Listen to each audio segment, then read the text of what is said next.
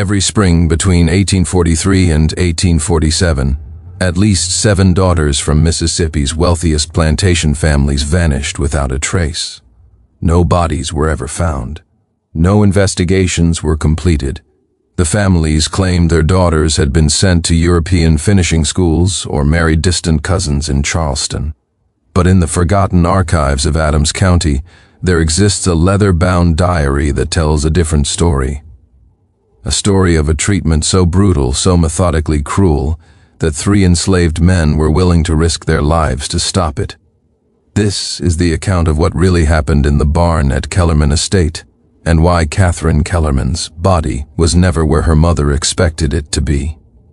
Natchez, Mississippi, in the spring of 1843 stood as a monument to Southern prosperity and carefully maintained appearances. Along the bluffs overlooking the Mississippi River, mansions rose like white temples, each one proclaiming its owner's superiority through Greek columns and manicured gardens that required dozens of enslaved hands to maintain. The air smelled of magnolia and money, of jasmine and the unspoken violence that sustained this world of beauty built on brutality. The city's plantation families competed not just in cotton yields and land holdings, but in the perfection of their bloodlines and the elegance of their daughters. In this society, appearance was everything. Currency and power and proof of superiority all bound together in the tight lacing of a corset and the perfect arrangement of a curl. The Kellerman estate occupied nearly 4,000 acres of prime cottonland 15 miles northeast of Natchez. Lucinda Kellerman had inherited the property from her father in 1831, and at 42 years old, she had transformed herself into the arbiter of social acceptability among the plantation elite. Her dinner parties were legendary for their exactitude. Her own figure remained reed-thin through a regimen of vinegar water and tight corseting that left her perpetually breathless but undeniably fashionable. In Lucinda's world, appearance was not merely important, it was everything that mattered. Catherine Kellerman, at 19 years old, represented everything her mother despised. Where Lucinda was angular and sharp, Catherine had inherited her deceased father's tendency toward weight. By the standards of 1843, she was considered grotesquely obese, her body refusing to conform to the willowy ideal that Lucinda worshipped. But Catherine's size was not merely a physical characteristic to her mother. It was a deliberate rebellion, a public humiliation, a stain on the Kellerman name. "She eats like a field hand," Lucinda would say to her confidants, her voice dripping with disgust. "I have given her every advantage, and she repays me with this grotesque display of indulgence." What Lucinda never mentioned was that Catherine's weight had begun its dramatic increase following the death of her father, Thomas Kellerman, in 1839. The official cause had been heart failure. The whispered truth was that Thomas had taken his own life with laudanum, clutching a letter to Catherine that Lucinda burned before anyone else could read it. Catherine had been 15 when her father died, and in the 4 years since, food had become her only comfort, her only rebellion, her only way of taking up space in a world that wanted her to disappear. Every pound she gained was a silent scream against her mother's cruelty. The Kellerman plantation operated with brutal efficiency. 237 enslaved people worked the cotton fields, the house, the gardens, and various outbuildings. Among them were 3 men who would become central to Catherine's story. Joshua Fletcher was 34, born on the plantation, trained as a blacksmith. His hands, scarred from years of forge work, possessed tremendous strength. He had a wife, Rebecca, and 2 children in the quarters, a reality that made every day uncertain because on a plantation, tomorrow was never guaranteed to anyone whose skin was the wrong color. Samuel Hayes had been purchased at a Natchez auction in 1841. At 28, he had already survived 3 different owners. What made Samuel valuable to Lucinda was not just his physical strength, but his literacy, a skill both rare and dangerous for an enslaved person to possess. His previous owner, a bankrupt merchant, had taught Samuel to read and write to manage accounts. Lucinda used this education to her advantage, having Samuel manage grain stores and livestock records, always under her watchful supervision. The third was Daniel Cooper, a 16-year-old boy purchased from a failing Louisiana plantation 6 months earlier. Daniel had witnessed horrors that left him with a stutter and a tendency to flinch at sudden movements. His mother had been sold away when he was 8. His father had died from infection after a whipping when Daniel was 12. The boy had learned to survive by making himself invisible, but he was also observant in ways others missed, noticing patterns and details that would prove crucial. The barn where Catherine's story would unfold stood at the eastern edge of the property, a massive structure built in 1820 to store cotton bales. By 1843, a newer warehouse had been built closer to the river, and the old barn had been relegated to grain storage and equipment repair. It was isolated from the main house by a grove of live oaks, invisible from the mansion's windows. The perfect place for activities that required discretion, for acts that could not bear witness. Lucinda's diary, discovered decades later in a trunk's false bottom, reveals the exact moment when her plan took shape. The entry dated March 15, 1843 reads in precise handwriting, "Today I observe the Ashworth girl, once plump and unmarriageable, now transformed into delicate beauty." Mrs. Ashworth confided the method of this miraculous change. Labor, constant, unrelenting physical labor. The body, when pushed beyond its limits, consumes itself. Why should this remedy be available only to the Ashworths? Catherine's transformation begins tomorrow. What Lucinda did not write was that Margaret Ashworth's transformation had come at a terrible cost. The girl had developed a persistent cough no doctor could cure. Her hands shook constantly. Her eyes held a vacant quality that suggested something fundamental had broken inside her. But she was thin, and in Lucinda Kellerman's world, that was all that mattered. On March 16, 1843, Lucinda summoned Joshua, Samuel, and Daniel to the main house. It was unusual for field workers to be brought into the parlor, and the 3 men stood uncomfortably among fine furniture and delicate china. "Gentlemen," Lucinda began with false courtesy, "I have a special task for you. My daughter Catherine requires physical rehabilitation. She has become weak and indolent. You will oversee her daily labors in the east barn from dawn until dusk. You will document her progress in a ledger I will provide. You will speak of this to no one. Under penalty of punishment I trust I do not need to describe." The threat hung in the air, understood with perfect clarity. Disobedience meant the whip, the sale to brutal sugar plantations, or worse. But there was something in Lucinda's eyes beyond usual cruelty. There was anticipation, almost excitement, as if she were about to conduct an experiment whose results she eagerly awaited. Catherine was not consulted. On the morning of March 17th, she was led to the barn by her mother's maid, still wearing her nightdress under a simple work dress, deliberately chosen to humiliate. The girl's face showed no surprise, only deep resignation that suggested this was merely the latest humiliation her mother had devised. Her eyes were empty, as if she had learned to separate consciousness from body, to float somewhere above the pain. The first morning began with mechanical efficiency. Joshua, Samuel, and Daniel had been given written instructions with military precision. Catherine was to grind corn using the manual stone mill, carry 50-pound sacks of grain from one barn end to the other, split firewood until her hands blistered, stack hay bales, scrub floors on her hands and knees. Each task was calibrated to push her body beyond comfortable limits while producing just enough useful output to justify the labor if anyone asked questions, though no one would dare question Lucinda Kellerman. The work was brutal for someone unaccustomed to physical labor, someone whose life had been spent in drawing rooms. Catherine struggled immediately, her breath coming in labored gasps, her arms trembling, her soft hands splitting open on rough wood. The barn amplified every sound. The grinding of stone against grain echoed like thunder. Catherine's labored breathing became a rhythm the three men unconsciously matched. The creak of old timbers marked time like a clock, each groan a reminder of hours passing in brutal sameness.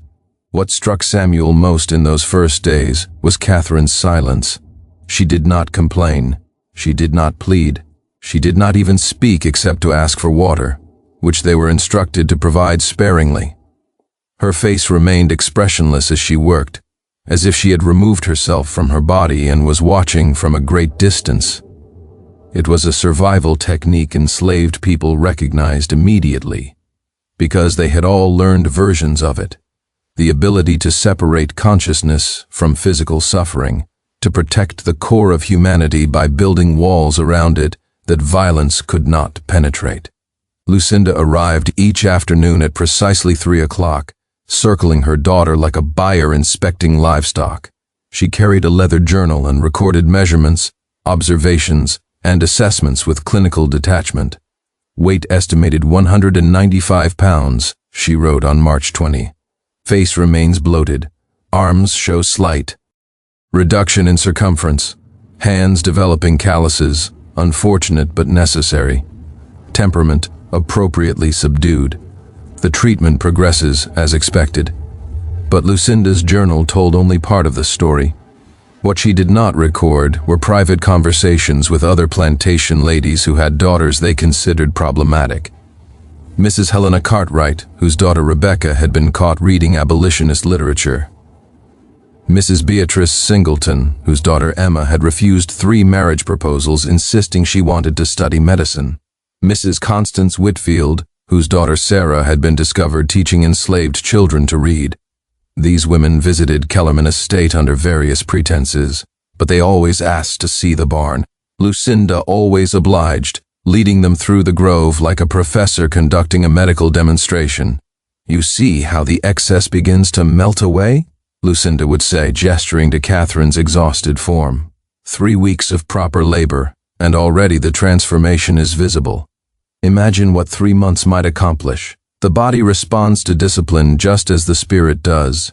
The visitors took notes, asked questions about methods and duration, about dietary restrictions and handling resistance. Lucinda answered with the enthusiasm of a scientist sharing breakthrough research. By April, the first of the other girls arrived at their own barns on other plantations. Rebecca Cartwright, Emma Singleton, Sarah Whitfield, each overseen by enslaved men given the same instructions. Within 6 weeks, 5 young women were working in barns across Adams County, and the network was expanding. What none of these mothers anticipated was that their daughters might speak to one another, or rather that enslaved people overseeing them might facilitate communication. Daniel, sometimes sent to deliver grain to neighboring estates, began noticing a pattern. Barns that had been storage were suddenly off limits. Young white women who had been social fixtures were suddenly absent, their mothers explaining they were unwell or visiting relatives. On 2 occasions, Daniel glimpsed faces in barn windows. Young women with the same exhausted, hollow expression Catherine wore. "There are others," Daniel whispered to Samuel one evening. "I seen them. 3 different plantations, 3 girls doing the same work." "This ain't just Miss Catherine, this is something bigger." Samuel felt cold dread settle over him. What they were witnessing was not isolated maternal cruelty. It was a system carefully constructed and expanding, with Lucinda Kellerman at its center like a spider in a web of suffering. Inside the barn, something unexpected was happening to Catherine. The work was brutal, designed to break her, but it was also the first time in years she had been away from her mother's constant scrutiny. Here, she was simply a body performing tasks. There were no mirrors reflecting her failure, no dinner parties where she was displayed as disappointment. And there were Joshua, Samuel, and Daniel, who treated her with careful respect that surprised her. They did not mock her size. When she struggled with a heavy load, Joshua would quietly position himself to take some weight without making it obvious. When her hands bled, Samuel brought clean rags and showed her how to wrap them. When she stumbled from exhaustion, Daniel caught her without judgment. The first time Catherine spoke beyond requesting water was on April 8th. 6 weeks into her confinement. "Do you hate me?" she asked quietly. Joshua's hands stilled. "No, miss. You should," Catherine said. "I am everything you should hate, the daughter of your owner, living in comfort while you suffer." Joshua chose his words carefully. Hate takes energy, miss. Energy better spent on surviving, on protecting the people I love, on finding small moments of humanity in a world designed to deny it. You didn't create this, you were just born into it, same as me, just on the other side. It was a simple statement, but it opened something in Catherine. For the first time, she began to see the three men not as extensions of her mother's will, but as human beings trapped in the same cruel system, albeit in profoundly different ways. The conversations grew longer over following weeks, always in careful whispers. Catherine learned Joshua had a wife and 2 children in the quarters, that Samuel could read and write better than most white men she knew, that Daniel dreamed of freedom he might never experience. In turn, they learned about her life in the mansion, which was its own form of imprisonment. The endless rules, the constant criticism, the isolation from other young people because her mother deemed her too shameful to be seen. "She wants me to disappear," Catherine said one morning in May. "She wants the daughter she imagined, not the one she has. I think she hoped this work would kill me, so she could tell people I died of wasting disease." Samuel felt a chill at these words, because he had begun to suspect something similar. Lucinda's visits had become less frequent, but when she came, she seemed disappointed rather than pleased by Catherine's survival. The girl was losing weight, yes, but she was also growing stronger. Her arms showed muscle definition. Her breathing had become easier. She was not wasting away as Lucinda had perhaps hoped. She was adapting, surviving. Lucinda's diary entries grew darker as spring turned to summer. June 3, 1843. Catherine persists despite the rigors of labor. Weight reduction minimal, perhaps 10 pounds total. Perhaps rations must be further restricted.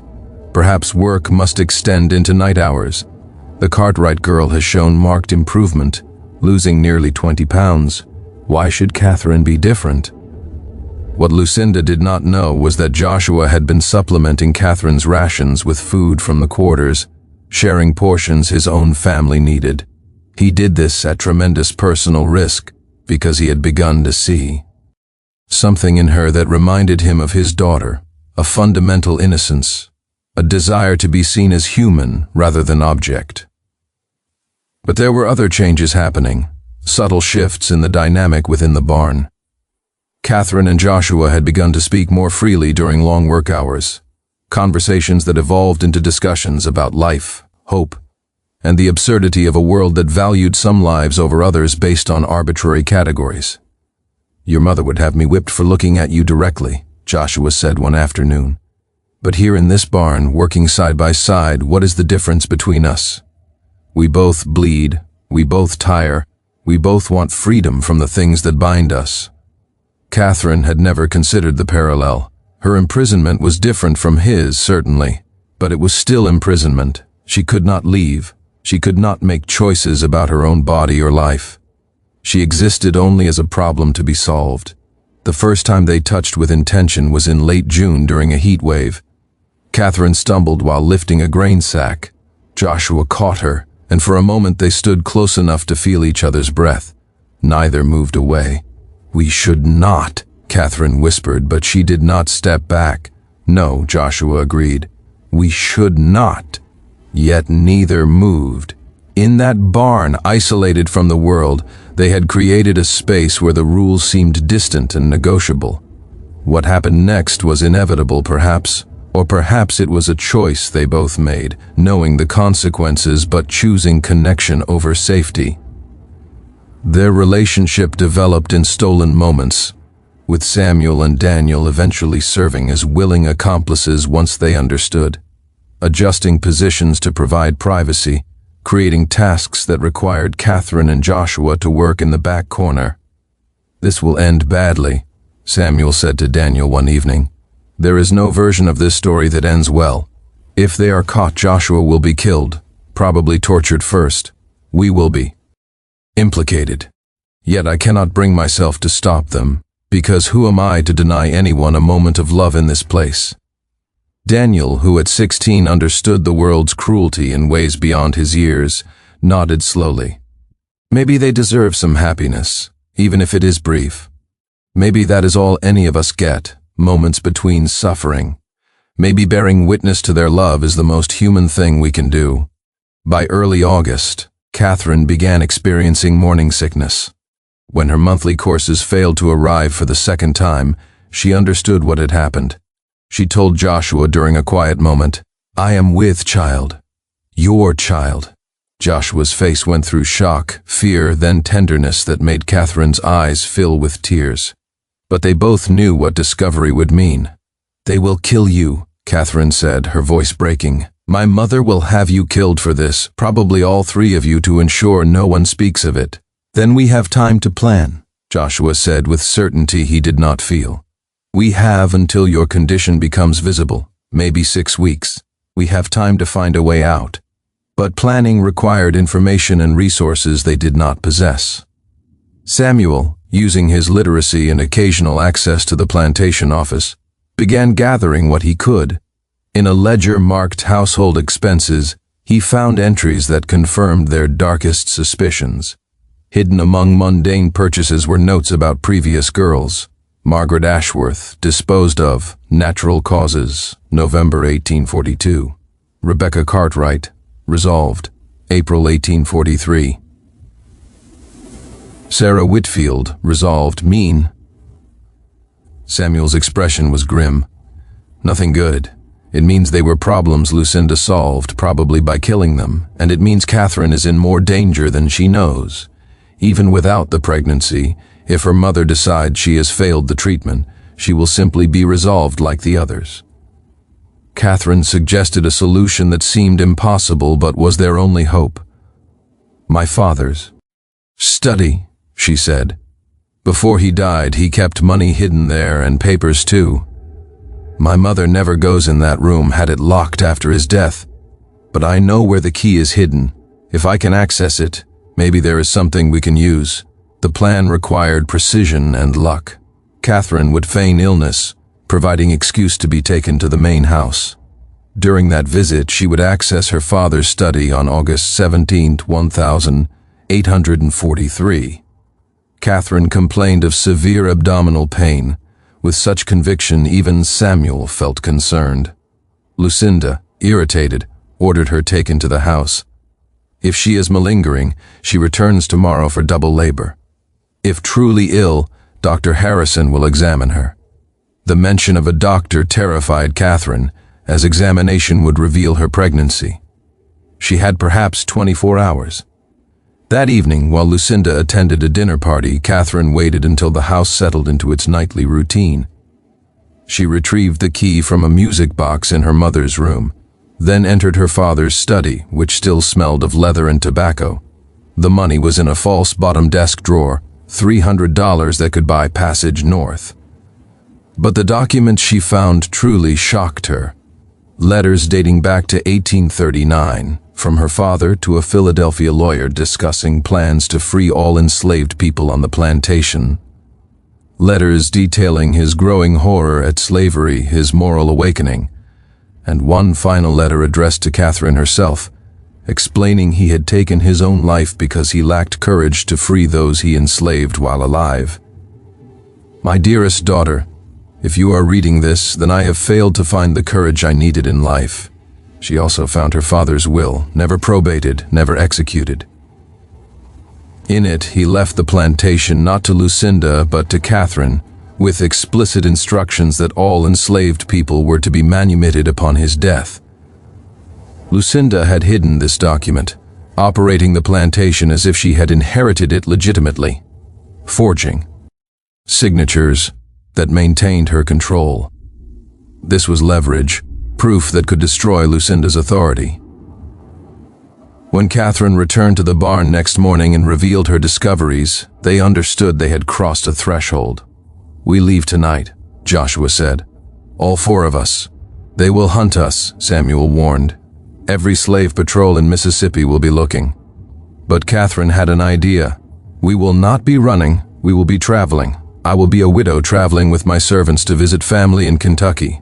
The money will pay for forged documents. Samuel left for Natchez after dark to find a forger named Crawford. In the barn, the others waited through hours that felt like days. Samuel returned before midnight with success written on his face. Travel papers for Mrs. Catherine Kellerman, widow, traveling with 3 servants to Louisville. It cost every penny of $50, but he does good work. They left at 2 in the morning. Daniel remained behind to create an alibi, accepting punishment to buy them time. I will come back for you, Catherine promised the boy. Daniel nodded, unable to speak, and watched them disappear into darkness. The walk to Natchez took 4 hours, reaching the outskirts as the sky lightened. At the steamboat office, a clerk examined their forged papers while Catherine's heart hammered.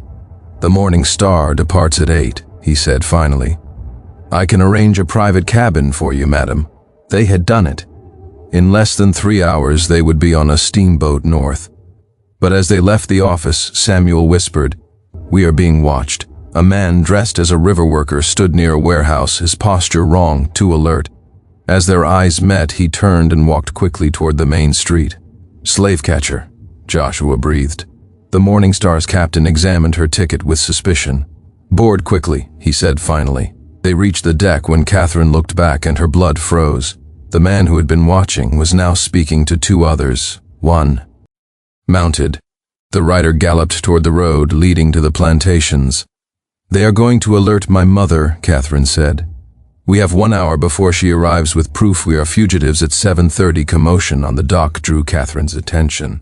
Lucinda had arrived with 3 men on horseback, the county sheriff and armed plantation workers. Lucinda approached the captain, and though Catherine could not hear the conversation, she could see her mother's imperious gestures. The captain allowed Lucinda aboard. Catherine heard footsteps, voices growing louder. Her cabin door burst open. Lucinda stood framed in the doorway behind her. Joshua, Samuel, and Daniel held at gunpoint. Did you truly believe you could escape? Lucinda's voice was quiet, more terrifying than screaming. Catherine stood, and for the first time felt no fear of her mother, only rage. I found Father's will.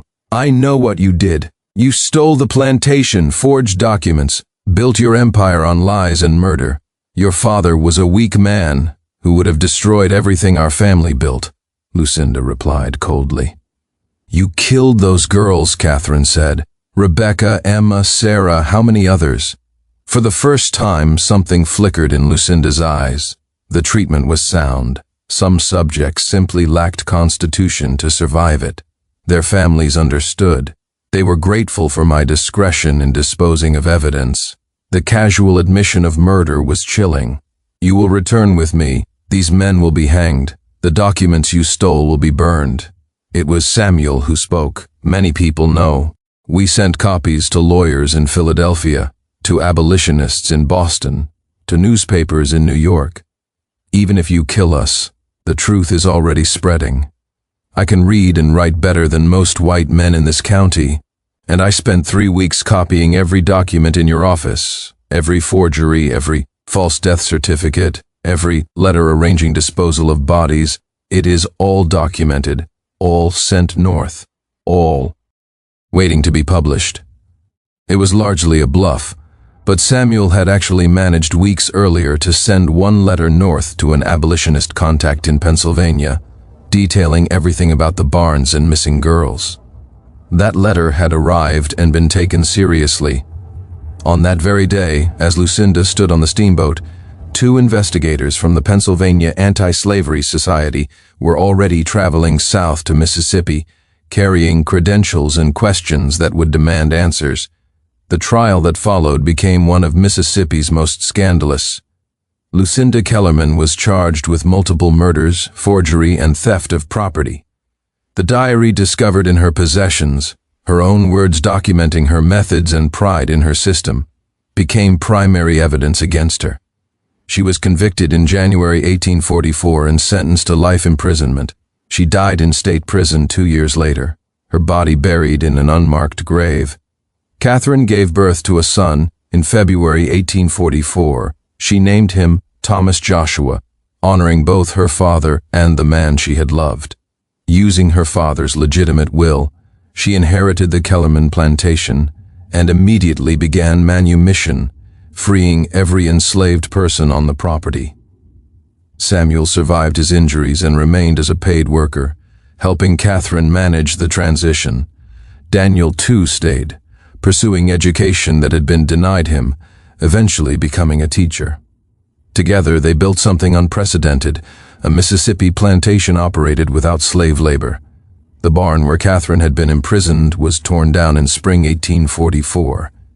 In the earth beneath its foundations, they found remains. 7 sets of bones, buried in shallow graves. 7 girls who had not survived Lucinda's treatment.